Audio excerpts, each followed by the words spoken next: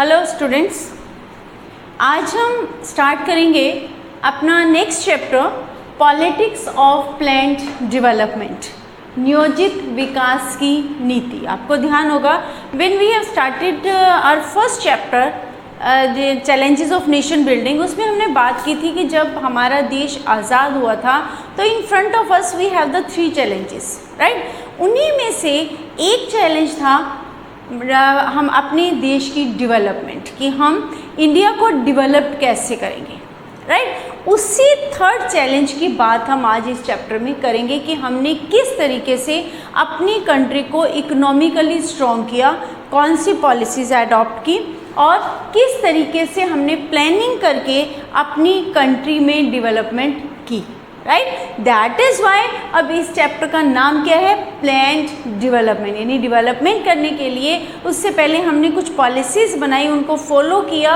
और उन पॉलिसीज़ को फॉलो करते हुए आज हम इस लेवल पर हैं, राइट। हम आज इकोनॉमिकली स्ट्रॉन्ग हैं, क्लियर।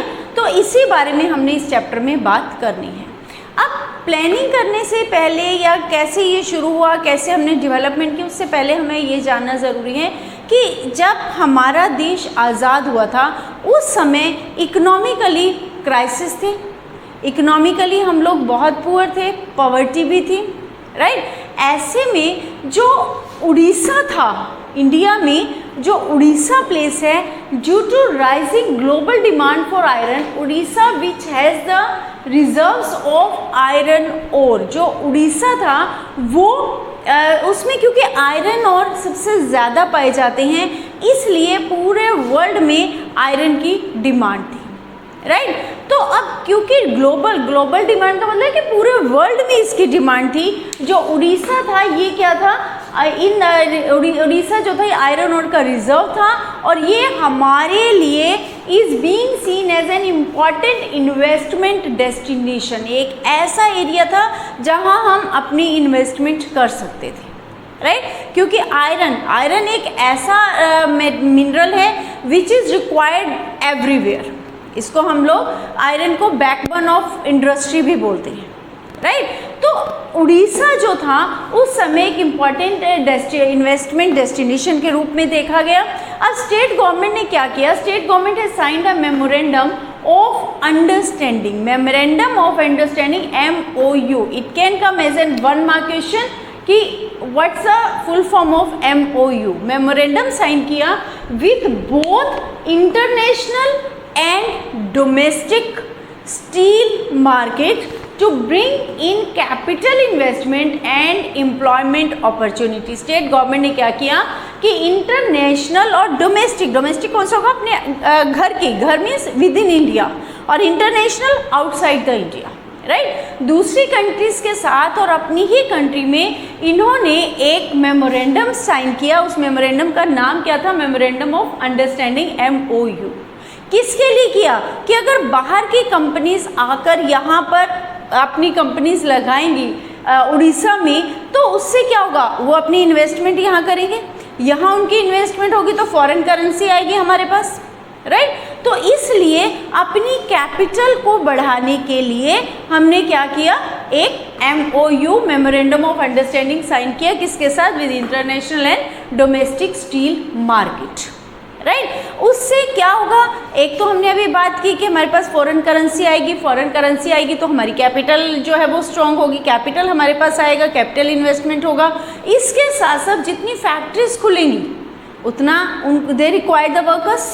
अब वर्कर्स कहाँ से आएंगे, फ्रॉम इंडिया, क्योंकि अगर इंडिया में है तो उसी के आसपास के लोकेशन से वर्कर्स वहाँ काम करेंगे, राइट। उससे क्या होगा, इंडिया में क्या बढ़ेगा, employment opportunity will increase, right. तो इस मेमोरेंडम से क्या फ़ायदा था, एक तो हमारे पास फॉरेन करेंसी आ जाती, दूसरा एम्प्लॉयमेंट भी इंक्रीज हो जाएगी।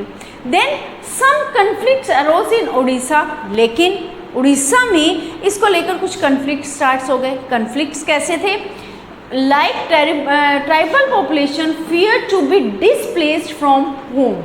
उन्हें ऐसा लगने लगा कि जो ट्राइबल पीपल उस एरिया में रह रहे थे उड़ीसा में, कि उन्हें अपना घर बार छोड़ना पड़ेगा, यानी उनकी डिस्प्लेसमेंट होगी, उनको वहाँ से हटना पड़ेगा। एक तो उनमें ये डर पैदा हो गया। दूसरा, जो इन्वायरमेंटलिस्ट थे वो क्या सोच रहे थे कि became worried about environmental pollution. उनका ये मानना था कि अगर पूरे एरिया में इंडस्ट्रियल एरिया अगर हम उसको बना देते हैं तो ऐसे में इन्वायरमेंटल पॉल्यूशन भी बढ़ेगा, राइट। तो दो तरह की बातें उठने लगी, एक तो इन्वायरमेंटल पॉल्यूशन बढ़ने की, दूसरा जो ट्राइबल कम्युनिटीज़ वहाँ रह रही थी उनको वहाँ से जाना पड़ेगा, उनको घर से बेघर होना पड़ेगा, ठीक है।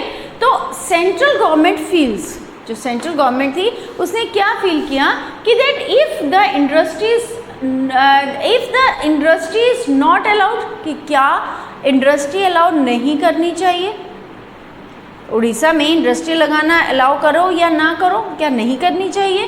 तो इन डेमोक्रेसी, अब ऐसा क्यों सोचा, क्योंकि डेमोक्रेसी में क्या होता है, such major decision should be taken और at least approved by the people. इस तरह के कोई भी डिसीजन अगर लिए जाते हैं तो वो लोगों के द्वारा मंजूर होने चाहिए, लोगों की एक्सेप्टेंस उसमें होनी ज़रूरी है। हमने पढ़ा है कि जो डेमोक्रेसी है that is a government of the people, right. तो लोगों की सरकार है, तो जब तक लोग उसके लिए तैयार नहीं होंगे तब तक कोई भी डिसीजन फाइनल नहीं किया जा सकता, क्लियर। तो ऐसे में ये ज़रूरी था कि लोगों की तरफ से भी येस हो, यानी इसमें कोई भी, जैसे इसमें था कि उनको दे फियर्ड कि उन्हें वहाँ से जाना पड़ेगा, इसीलिए वो इसके अगेंस्ट हो गए, राइट। तो ऐसे ही डेमोक्रेसी में कोई भी डिसीजन लिया जाता है वो लोगों की मर्जी के बाहर जाकर नहीं लिया जाता।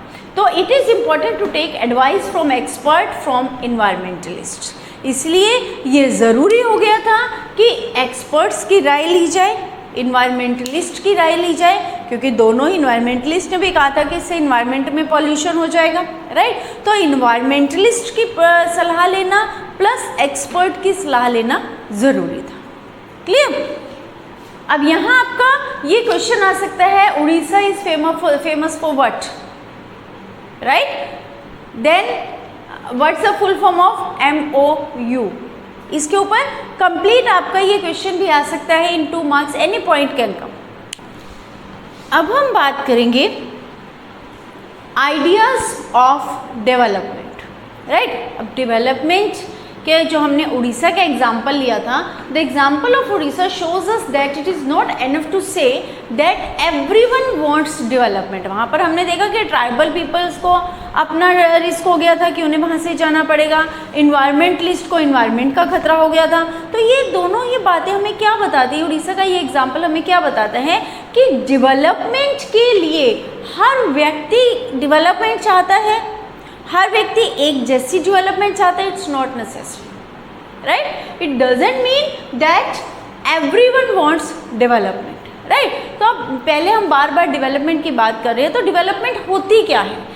डेवलपमेंट, विकास refers to process of living standard, जो हमारा रहने सहने का तरीका है उसका स्टैंडर्ड क्या है, and attaining and economic level of industrial production, और हमारी इंडस्ट्रियल प्रोडक्शन को एक लेवल तक बढ़ाना, क्योंकि अगर इंडस्ट्रियल प्रोडक्शन बढ़ेगी, अगर हमारी इकोनॉमी इंडस्ट्रियल प्रोडक्शन बढ़ेगी तो नेचुरली एम्प्लॉयमेंट बढ़ेगा, एम्प्लॉयमेंट बढ़ेगा तो इनकम सोर्स बढ़ेगा, इनकम सोर्स बढ़ेगा तो हम इकोनॉमिकली डेवलप होंगे, हमारे रहने का स्टैंडर्ड भी बढ़ जाएगा, राइट। तो उसको ही हम क्या कहते हैं, process of living standard and attaining an economic level of industrial production, इसको हम क्या कहेंगे, that is known as development. It can come as an 1 mark question, what do you understand by development, ठीक है। अब हुआ क्या कि at the time of independence, जब हमारा देश आज़ाद हुआ था उस समय में India had before it's 2 models of development, हमारे आगे डेवलपमेंट के कितने मॉडल थे, 2, right. 2 models were in front of अस। वो कौन से 2 मॉडल्स थे, one was the liberal capitalist model followed by Europe and USA. एक मॉडल जिसको यूरोप और यूएसए फॉलो कर रहा था, वो कौन सा मॉडल था, कैपिटलिस्ट मॉडल, जिसमें इंडस्ट्रियलाइजेशन की बात की जाती है, जिसमें इंडस्ट्रीज को बढ़ावा देने की बात की जाती है, राइट, जिसमें प्राइवेटाइजेशन की बात की जाती है, क्लियर। अब दूसरा मॉडल कौन सा था, and socialist model. Socialist model कौन सा है, जिसमें सोसाइटी की बात की जाती है, जिसमें गरीब लोगों की, वर्किंग जो पीपल हैं, वर्किंग क्लास है, उनकी बात की जाती है, उनकी डेवलपमेंट की बात की जाती है। And socialist model followed by USSR, हमारे आगे, and the other communist countries. दो मॉडल थे, एक मॉडल था capitalist model, liberal capitalist model, दूसरा मॉडल कौन था, socialist model. Who followed the liberal capitalist model? By Europe and USA. It can come in 1 mark question. Which model is followed by was followed by USSR and other communist countries? वो कौन सा होगा? That is socialist model. So it both can come as a 1 mark question. Right? अब America जो था, USA और European countries तो follow कर रही थी लिबरल कैपिटलिस्ट मॉडल को. यूएसएसआर और अदर जो कम्युनिस्ट कंट्रीज थी वो कौन सा मॉडल फॉलो कर रही थी, सोशलिस्ट मॉडल. तो अब दोनों में हमारे लिए कंफ्यूजन था कि दोनों में से कौन सा मॉडल बेस्ट है जिसको हमें अडॉप्ट करना चाहिए अपनी डेवलपमेंट के लिए. लेकिन इंडिया ने क्या किया, इंडिया ने दोनों में से किसी भी मॉडल को फॉलो नहीं किया. But India didn't adopt these two models. उसने क्या किया, इन दोनों मॉडल्स में जो पॉजिटिव पॉइंट थे, जो हमारी कंट्री की सिचुएशंस के अकॉर्डिंग, जो हमारी रिक्वायरमेंट के अकॉर्डिंग, जो दोनों मॉडल्स में जो पॉइंट सही थे उन दोनों को मिक्स करके यूज़ किया.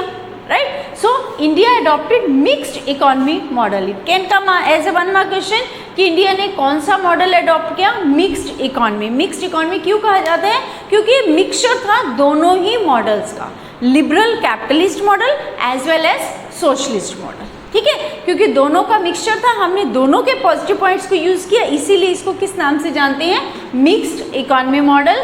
That is some points taken out from capitalism and some from socialism. Right. तो इंडिया ने कौन सा डेवलपमेंट का मॉडल अडॉप्ट किया, mixed economy model. Clear. Okay. अब हम बात करेंगे Bombay plan. Right. Bombay plan क्या था, it's also very important question. It can come in 1 mark और 2 मार्क्स, किसी में भी आपका आ सकता है. What was Bombay plan? Bombay plan क्या था? A section of big industrialists got together in 1944. Okay? Industrialist एक बहुत सारा एक बड़ा सेक्शन जो था, काफी इंडस्ट्रियलिस्ट जो थे इकट्ठे हुए. कब इकट्ठे हुए? 1944 में. And drafted a joint proposal. उन्होंने मिलकर गवर्नमेंट के लिए प्रपोजल तैयार किया for setting up a plant economy. वो प्रपोजल क्या था कि अगर हमें डेवलपमेंट करनी है तो उसके लिए प्लांट इकोनॉमी डेवलपमेंट होनी चाहिए, प्लानिंग होनी चाहिए. In the country it was called the Bombay plan. यानी उन्होंने मिलकर एक ड्राफ्ट तैयार किया, ड्राफ्ट में प्लानिंग की गई, ये बताया गया, सजेशन दिए गए गवर्नमेंट को कि कैसे एक प्लान्ड इकोनॉमी जो प्लान हमारी बननी चाहिए. उसी को हम किस नाम से जानते हैं, बॉम्बे प्लान के नाम से. Right. They wanted the state to take major initiatives in industrial and other economic activities or investments. वो ये चाहते थे कि स्टेट गवर्नमेंट अपने लेवल में, कि सेंटर तो करेगी, लेकिन उनका मानना ये था कि इसमें स्टेट गवर्नमेंट का इनिशिएटिव भी होना चाहिए. स्टेट गवर्नमेंट को मेजर इनिशिएटिव लेना चाहिए. किस चीज के लिए? इंडस्ट्रियल और अदर जो इकोनॉमिक इन्वेस्टमेंट है, किस तरीके से इकोनॉमिक डेवलपमेंट करनी है, कहाँ इन्वेस्टमेंट करनी है, सबके बारे में डिसीजन जो है वो स्टेट गवर्नमेंट को लेना चाहिए, उनका मेजर इनिशिएटिव होना चाहिए. क्लियर. अच्छा, उसके बाद नेक्स्ट आता था हमारा the planning commission of India. हम पीछे भी बात कर रहे थे कि इंडिया के आगे 2 मॉडल्स है, कौन सा मॉडल अडॉप्ट करे कौन सा नहीं, लेकिन लेटर ऑन ही decided to adopt the mixed economy model. Right. अब ये जो इकोनॉमी एकदम से हमने जो मॉडल अडॉप्ट किया, जो प्लानिंग हुई या जो ये, वो एकदम से नहीं, उसके लिए प्लानिंग कमीशन बना. प्लानिंग कमीशन भी एकदम से नहीं आया, उससे पहले बॉम्बे प्लान आया. हमने पढ़ा था पीछे जब हम ओडिशा के बारे में डिस्कस कर रहे थे कि डेमोक्रेसी में कोई भी प्लान बनाया जाता है, कुछ भी आइडिया लिया जाता है, तो वो लोगों के द्वारा एक्सेप्ट होना चाहिए. राइट. तो ऐसे में प्लानिंग कमीशन जो बना, उससे पहले बहुत सारी चर्चाएं चलती रही, बहुत सारी मीटिंग्स होती रही, उन्हीं में हमने बॉम्बे प्लान के बारे में भी डिस्कस किया है. राइट. तो फिर एट लास्ट हमारा एक प्लानिंग कमीशन बना, जो प्लानिंग कमीशन ऑफ इंडिया. ये it's a 4 marks question.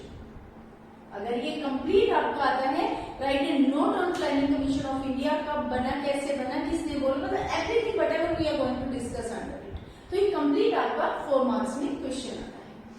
The planning commission of India was set up in 1950. कब बना ये? 1950 में. Again 1 mark question. When planning commission set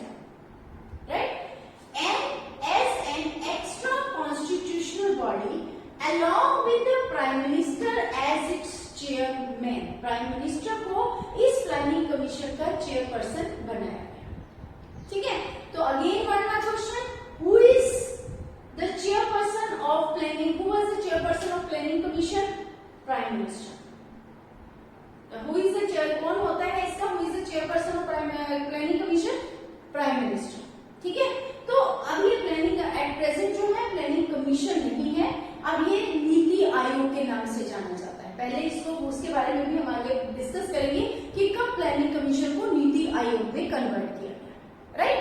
तो पहले ये क्या था, जो आज नीति आयोग है वही पहले किस नाम से जाना जाता था, प्लानिंग कमीशन। तो उसके चेयरपर्सन कौन होता है, प्राइम मिनिस्टर, राइट।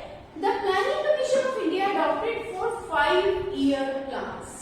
इसकी बात करता है प्लानिंग कमीशन 5 पंचवर्षीय योजनाओं की बात करता है कि आने वाले 5 साल में हमें क्या करना है advance, right. The budget of the central and the state government divided into 2 parts. Centre का बजट और स्टेट का बजट दोनों को 2 पार्ट्स में डिवाइड किया जाता है। कौन कौन से 2 पार्ट्स में, एक होता है नॉन प्लान और दूसरा होता है प्लान्ड। एक होता है नॉन प्लान बजट, दूसरा कौन सा होता है, plan budget. Non plan budget किस पर खर्च किया जाता है, is spent on routine item on a yearly basis. वार्षिक आधार पर किस पूरे साल में रोजमर्रा की जो जरूरतें हैं लोगों की पूरी करने के लिए हमें कितना कहाँ बजट खर्च करना है, वो पैसा सिर्फ रूटीन आइटम्स पर खर्च किया जाता है, ठीक है। और जो दूसरा हमारा होता है प्लान बजट, वो कहाँ खर्च होता है, that is spend on 5-year basis as per the priorities fixed by the plan.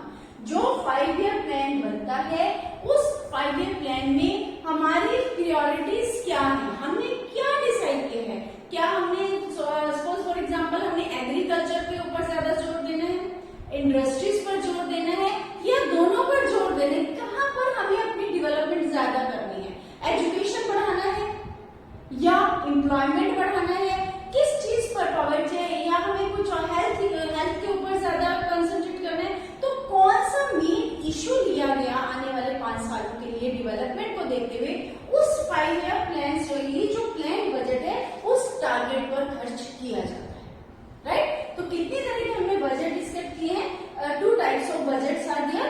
First one is non plan budget, second one is plan budget. Non plan budget जो हमारी रूटीन की उसमें खर्च किया जाता है ईयरली, और प्लान बजट जो 5-year प्लान में हमने अपना टारगेट डिसाइड किया है, जो प्लान किया है उस पर उसको खर्च किया जाता है। Is it clear? Again, it's your 2 marks question. How many types of budget is there? कितने तरह का होता है, 2 तरह का। फिर इसमें अलग अलग भी आ सकता है 1 मार्क में, what is non planned budget, what is planned budget, और डिफरेंस बिटवीन देम। क्लियर? तो 2 मार्क्स और 1 मार्क किसी भी फॉर्म में ये आ सकता है। अब ये जो 5-year प्लान्स होती हैं इसका गवर्नमेंट को क्या फायदा होता है, it has advantage of permitting the government to focus on the larger picture and make long term intervention in the economy. अब जब हमें एडवांस में ही गवर्नमेंट को मालूम होगा कि किस उसका टारगेट क्या है, किस पर खर्च करना है, तो उसकी बड़ी पिक्चर, एक क्लियर पिक्चर गवर्नमेंट के सामने आ जाती है। जैसे मान लीजिए हेल्थ को अगर डिसाइड किया आने वाले 5-year प्लान्स में, तो ये डिसाइड हो जाता है कि हेल्थ में से लेकर क्या क्या कमी है, क्या हॉस्पिटल्स डेवलप करने हैं, डॉक्टर्स ज्यादा बनाने हैं, या जो ये और तरह की जो हेल्थ फैसिलिटीज है वो प्रोवाइड करनी है, राइट। तो हेल्थ डिपार्टमेंट में हेल्थ से रिलेटेड कौन से इश्यूज हैं, लोगों को कैसे अवेयर करना है अपनी हेल्थ के लिए, उसके लिए क्या प्रोपेगेंडा यूज किया जाएगा। सो ऑल दिस गवर्नमेंट के आगे क्या होती है, एक क्लियर पिक्चर होती है, बिग पिक्चर होती है कि आने वाले 5 सालों में अपने एजेंडा को पूरा करने के लिए, अपने प्लान को पूरा करने के लिए what steps government has to take. Is it clear? तो ये क्लियर पिक्चर जो है गवर्नमेंट को प्रोवाइड करवाता है, right. So this is regarding the planning commission. अब हम बात करेंगे first 5-year plan and second 5-year plan, right. First 5-year plan के आपका 6 मार्क्स में भी क्वेश्चन कंप्लीट आ सकता है। What's the difference between first 5-year plan and second 5-year plan. और अगर ये सेपरेट आते हैं तो कई बार 2 मार्क्स में आ जाता है कि write down about the first 5-year plan, और 4 मार्क्स में भी आ सकता है regarding first 5-year plan as well as second 5-year plan. 4 marks में भी आ सकता है, 6 मार्क्स में दोनों में डिफरेंस पूछा जा सकता है, एज वेल एज बहुत सारे इसमें आपके 1 मार्क्स क्वेश्चन भी साइमल्टेनियसली, राइट। तो फर्स्ट 5 ईयर प्लान की पहले हम बात करते हैं। First 5 year plan was set up from 1951 to 56। 1950 में प्लानिंग कमीशन बना था। 1951 में हमारा पहला जो 5 ईयर प्लान पंचवर्षीय योजना बनी थी, right. So it's your 1 mark question कि when first 5 year plan was set up, कहा कब से कब तक था ये, 1951 से 56। It was drafted bye K. N.. Roy. Who drafted the first 5 year plan? कौन था जिसने इसको ड्राफ्ट किया था? एक इकोनॉमिस्ट। कौन सा इकोनॉमिस्ट थे? K N. Roy. Pandit Jawaharlal Nehru, the first prime minister of India. Who was the first prime minister of India? Pandit Jawaharlal Nehru presented the first 5 year plan to the parliament of India. इन्होंने पार्लियामेंट ऑफ इंडिया में पहला 5 year plan जो था वो present किया। Prime minister ने क्यों किया? क्योंकि हमने पीछे अभी बात की है कि चेयरपर्सन कौन है 5 ईयर प्लान का? चेयरपर्सन कौन था? Prime minister of India. It was mainly focused on agriculture sector, including investment in dams and irrigation. इसमें मेन किस बात पर फोकस किया गया था? एग्रीकल्चर डेवलपमेंट पर, क्योंकि जब हमारा देश आजाद हुआ था तो हम एग्रीकल्चर में भी काफी पिछड़े हुए थे और मेनली हमारा जो मेन ऑक्यूपेशन था दैट वाज ऑफ एग्रीकल्चर। तो इसलिए किस पर ज्यादा फोकस किया गया? सबसे पहले एग्रीकल्चर, राइट। एग्रीकल्चर में, अब एग्रीकल्चर में डेवलपमेंट होगा क्योंकि तब तक हम जो थे हमारे पास जो अपनी खाने के लिए जो वीट था वो भी हम बाहर के देशों से मंगवाते थे, राइट, कि हमारे पास इतना भी प्रोडक्शन नहीं था कि हम अपनी जरूरतों को पूरा कर सके। तो सबसे पहले ये जरूरी था अपने आप को इस काबिल बनाना कि हम अपनी जरूरतों के लिए, अपने स्पेशली अपनी जो बेसिक नीड है उसके लिए हम दूसरों पर डिपेंड ना आए, ठीक है। तो इसके लिए एग्रीकल्चर सेक्टर पर जोर दिया गया। एग्रीकल्चर में डेवलपमेंट कब हो सकती थी? जब एडवांस टेक्नोलॉजी हो, राइट। अब एडवांसमेंट के लिए क्या था? डैम्स रिक्वायर्ड थे। तो किस पर इन्वेस्टमेंट किया गया? पैसा किस पर लगाया गया? Dams and irrigation. Irrigation techniques को डेवलप किया गया। डैम्स बनाए गए जिससे कि पानी की कमी ना हो, क्योंकि उससे पहले क्या था? हम लोग बारिश पर डिपेंड करते थे, रेन होगी तो हार्वेस्टिंग होगा, राइट। तो डैम्स बनाए गए, इरिगेशन टेक्निक्स डेवलप की गई और ये किसके लिए किया गया? To increase the production in agriculture, right. Huge allocation were made for large scale projects. Large scale projects बनाए गए, for example like Bhakra Nangal dam.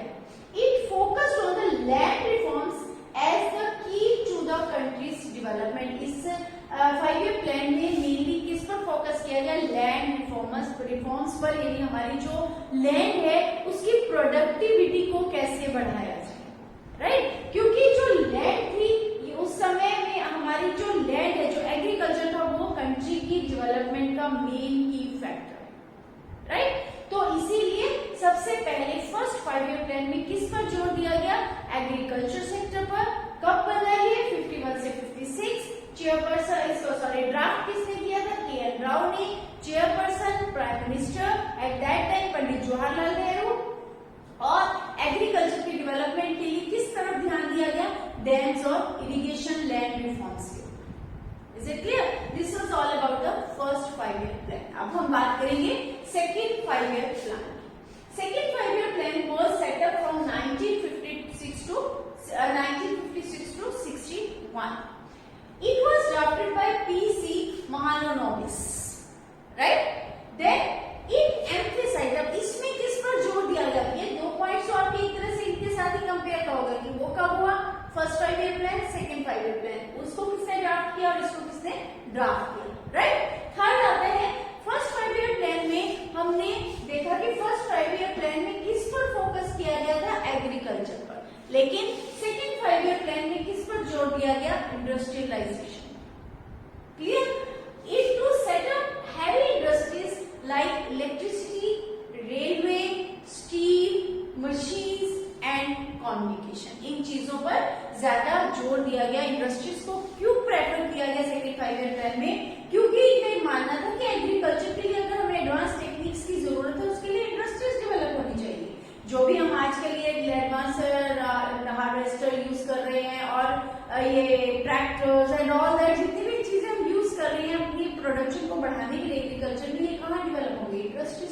कहाँ बनेगी, इंडस्ट्रीज में, राइट। तो सेकेंड 5 ईयर आते आते ये माना गया कि अगर इंडस्ट्रीज डेवलप नहीं होगी तो एग्रीकल्चर में भी प्रॉपर डेवलपमेंट नहीं हो सकता। तो इसलिए सेकेंड 5 ईयर प्लान में किस पर जोर दिया गया, एग्रीकल्चर पर। लेकिन बाद में सेकेंड 5 ईयर प्लान को थोड़ा सा क्रिटिसाइज भी किया गया कि एग्रीकल्चर की तरफ ध्यान देते देते, हाँ सॉरी, इंडस्ट्रीज की डेवलपमेंट की तरफ ध्यान देते देते कहीं ना कहीं जो एग्रीकल्चर सेक्टर है उसको इग्नोर किया, राइट। तो फिर जो नेक्स्ट थर्ड हमारा 5 ईयर प्लान आया उसमें एग्रीकल्चर और इंडस्ट्रीज दोनों पर बराबर कंसंट्रेट किया गया। मिक्स्ड इकोनॉमी जो थी, मिक्स्ड मॉडल जो था वो अपनाया गया कि खाली एग्रीकल्चर भी नहीं था, खाली इंडस्ट्रीज भी नहीं था, दोनों की तरफ इकट्ठे ध्यान दिया गया। तो हमने मिक्स्ड मॉडल जो था वो फॉलो किया। Is it clear? All this is about the 5 year plans. Thank you. अगर आपको ये लेक्चर अच्छा लगा हो, समझ में आया हो, तो please keep watching, keep sharing and keep subscribe.